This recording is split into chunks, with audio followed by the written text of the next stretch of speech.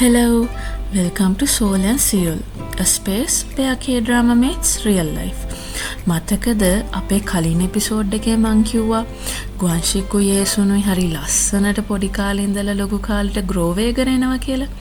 ඔය ඉන්නේ අවුරුදු 18 ඒසුන් ඒ වගේම අවුරුදු 19 ගුවන්ෂික්.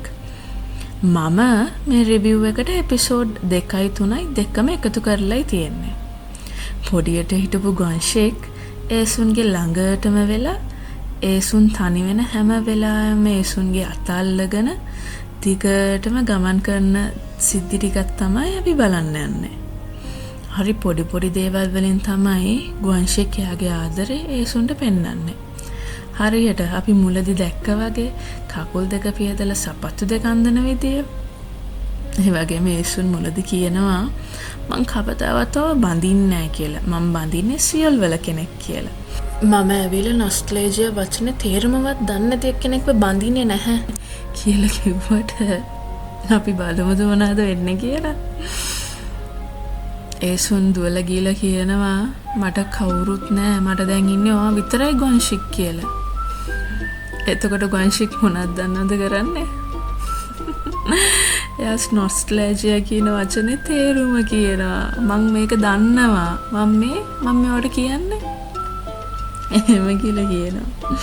මේ කතාව පුරාවටම අපිට මතක් කරන්නේ අපේ ජීවිතයට ඕන එකම එක පුද්ගලයෙක් විතරයි කියලා. අපිට අපි විදියට ආදරය කරන, අපිව අපි විදියට පිළිගන්න කෙනෙක් හිටියොත් අපි ජීවිතේ දිනලා ඉවරයි. ඉතින් දෙවෙනි එපිසෝඩ් එකෙන් අපිට පෙන්නනවා ගුවන්ෂික් කොහමද ඒසුන් ළඟින්ම ඉන්නේ කියලා. ආපහු ඔයගොල්ලෝ කලින් දැක්කනේ ඒසුන්ගේ ආච්චි වගේම ඒසුන්ගේ සුළු පියාගේ නෝනා ඉස්සරහට කොහමද ඒසුන් ළඟින් ඉන්නේ කියලා අපි බලමු. කියමනක් තියෙන්නේ කවදාවත් පොතේ පිටකවරෙන් කාවත් මනින්න එපා කියලා. මෙතන ඒසුන් වගේම ගුවන්ෂික් මේ ගෑනු කෙනාට උදව් කරනවා. එතකොට මේ ගෑනු කෙනා අහනවා ඇයි ඔයගොල්ලෝ මට උදව් කරන්න කියලා. ඒකට ඒ දෙන්න කියනවා නිකන් කියලා. ජීවිතේ තව කෙනෙකුට උදව් කරන්න හේතු මොනකටද නේද? මගේ තාත්තා කියලා තියෙන්නේ එක්කෙනෙක්ට හරි ඔයාට උදව් කරන්න පුළුවන් නම් ඒක කරන්න කියලා. අපි දැන් යමුද තුන්වෙනි එපිසෝඩ් එකට. ඔය ඉන්නේ ඒසුනේ ගුවන්ෂික් පොලිසියේ. ඒ ඇයි කියලා දැනගන්න ඕන නම් ඔයගොල්ලන්ට කතාව බලන්නම වෙනවා. මෙතනදී ගුවන්ෂික්ට පොලිස්කාරයා පොතෙන් ගාලා ඒසුන්ට ගාන්න යද්දී ගුවන්ෂික් ඒක ලස්සනට වළක්වනවා. වගේම ඒසුන් එකට එක කියනවා පොලිසියත් එක්ක. මොකද එයාට එහෙම කියලා හරි පොලිස්කාරයා ගුවන්ෂික්ට ගහන එක නවත්ත ගන්නයි ඕනේ. එතකොට පොලිස්කාරයා කියනවා ඔයා නම් ඇවිල්ලා නියම පොලිටිෂියන් කෙනෙක් කියලා. මෙතනදී දෙන්නම එකතු වෙලා ගෙදරින් පැනලා ගියාට සමාජෙන් හැම පීඩනයක්ම එන්නේ ඒසුන්ට. එයාව ඉස්කෝලෙන් අයින් කරලා. ඒකයි ඔය ඒසුන් පොත් පුච්චන්නේ. එතකොට ගුවන්ෂික් අහනවා ඇයි අපි දෙන්නම කළානේ? ඇයි ඒසුන්ට විතරක් දඬුවම කියලා. ඒකට ඒසුන්ගේ ආච්චි හරි ලස්සනට මෙහෙම කියනවා. දෙන්නම ගෙදරින් පැනලා ගියාට කොල්ලෙක් කරාම ඒක නිර්භීත දෙයක්. ඒකම කෙල්ලෙක් ආදරේ නිසා එහෙම ඇසිරුණාම ඒක සුදුසු නැති දෙයක් කියලා. මේගොල්ලෝ අය පැනලා ගියා කියලා බලන්න ඕන නම් එපිසෝඩ් එක බලන්නම වෙනවා. ගුවන්ෂික් කියනවා මං ඒසුන්ව බඳිනවා. මට මොකුත් ඕනේ නැහැ. ඒසුන් කියනවා මං ඔයාව බඳින්නෙම නැහැ කියලා. කොමරි ඒසුන් වෙන කෙනෙක්ව බඳින්න ලෑස්ති වෙනවා.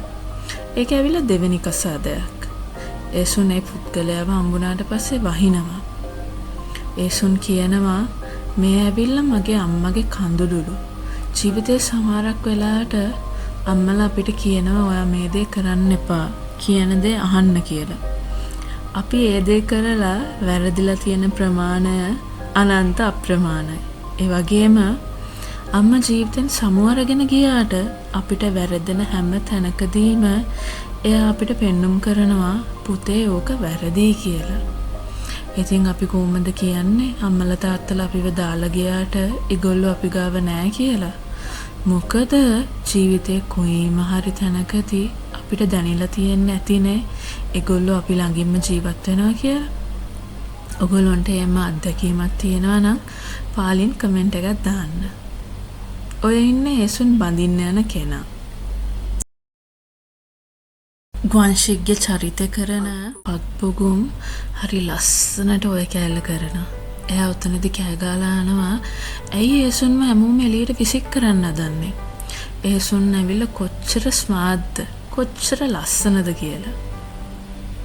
මං මෙතනදී කල්පයක් පුරා සින්දුව දැම්මා. ඒක ඇවිල්ලා තීක්ෂණ අනුරාධගේ. ඒ ඇවිල්ලා ඇයි දන්නවද? මොකද ගුවන්ෂික් කල්පයක් පුරා ඉඳලා ඒසුන් වෙනුවෙන් හිටපු ඉඳයි. මේ සින්දුව ඉස්සරහට වෙන්න තියෙන කතාවට හරි ලස්සනට ගැලපෙනවා. තීක්ෂණ කියනවා වගේ සිතට සිතෙන සිතුවිලිවල නෙතට උනන කඳු ලැලිවල හුරුම හැම සුසුම් පොදක්ම මට නුඹම වෙලා. ගුවන්ෂික් මුද්දක් දීලා කියනවා හරි දැන් මේක ඩන් ඩීල් එකක් කියලා. ඒසුන් කියනවා මට ඔයා වෙපා. ඔයා මගේ ජීවිතේ හිටියොත් කිසිම දෙයක් මට හරියන්නේ නැහැ කියලා. කොහොමද මං ඔයත් එක්ක ජීවත් වෙන්නේ? පොඩි කාලේ ඉඳලා මගේ හැමදේම ඔයා දන්නවා. මං කොහොමද ලැජ්ජ නැතුව ඔයත් එක්ක ජීවත් වෙන්නේ? මතකනේ ගුවන්ෂික් පොඩි කාලේ ඉඳලා කෑම දුන්නු විදිය. ඇයි යා කිව්වේ? අඬද්දි බඩගින්න හැදෙනවා. ඒකින්ද කාලා අඬන්න කියලා. මං ඔයා නැතුව ජීවත් වෙනවා. මට තෝව එපා කියද්දී ගුවන්ෂික් අහනවා එතකොට ඔයාගේ ජීවිතේ ඉස්සරහට යන්න දෙන්නේ නැතුව බාධාවක් වෙලා ඉන්නේ මන්ද කියලා. ගුවන්ෂික් හොඳටම අඬනවා. දැන් බලනවා ඇතිනේ ඒසුන් අච්චර ගුවන්ෂික්ගේ හිත රිදෙන්න කතා කරලා ඒ මුද්දක් හොයන්න කියලා. මතකද එක තැනකදී ඒසුන්ගේ ආච්චි කියනවා ගුවන්ෂික්ට ඇයි එයා ඔයාව එපා කිව්වේ කියලා ඔයාගේ අම්මගෙන් අහන්න කියලා. ඔගොල්ලෝ ගිහිල්ව බලන්න ඇයි ඒසුන් කියන්නේ කියලා ගුවන්ෂික්ව බඳින්නේ නැහැ කියලා. ගුවන්ෂික් ඔන්න ඔය විදියට චේජු වලින් සමු අරගෙන යන්න හදනවා. එයාගේ කෝච් එක්ක. මොකද ගුවන්ෂික්ට හොඳට දුවන්න පුළුවන්. ඒසුන් එයාගේ විවාහයට ලෑස්ති වෙද්දී බඳින්න ඉන්න එක්කෙනා එක තැනකදී යනවා ඇයි ඔයා මාව බඳින්නේ කියලා. ඒකට ඒසුන් කියනවා මට කවුරුත් නැහැ කියලා. ඒත් එක්ක මෙයාට මතක් වෙනවා පොඩි ගුවන්ෂික්ව. ගොඩක් වෙලාවට අපි ආස නැහැ අපි හින්දා අපි ආදරේ කරන කෙනාගේ හීනවලට බාධාවක් වෙනවට. ගොල්ලොන්ගේ හිත රිදෙනවට. ඒත් ගොඩක් වෙලාවට අපිට අමතක වෙනවා අපි ආදරය කරන කෙනා කොයි විදියට හිතනවද. එයාට සමහරක් වෙලාවට ඕන ඇති අපිත් එක්ක සතුටින් ඉන්න. ලෝකේ එකම සතුට වෙන්න පුළුවන් අපිත් එක්ක ජීවත් වෙලා අපිට ආදරය කරන එක. ඒකින්ද මම මතක් කරනවා ජීවිතයේ ආදරයෙන්ද තීරණ ගන්න කලින් දෙන්නම කතා කරන්න. නිදහසේ හිතේ තියෙන ඇත්තම සිතුවිලි චෝදනා මේ හැමදේම. ගුවන්ෂික්ගෙන් ඇහුවම ඔයා ලොකු වෙලා කවුද වෙන්නේ කියලා. එයා කියනවා එයා වෙන්නේ ඇවිල්ලා ෆර්ස්ට් ජෙන්ටල්මන්ලු. කවදාවත් ජීවිතේ අපිට ගොඩාක් ආදරය කරන අයව සුළුවට තකන්න එපා. ඒ කිව්වේ don't take them for granted.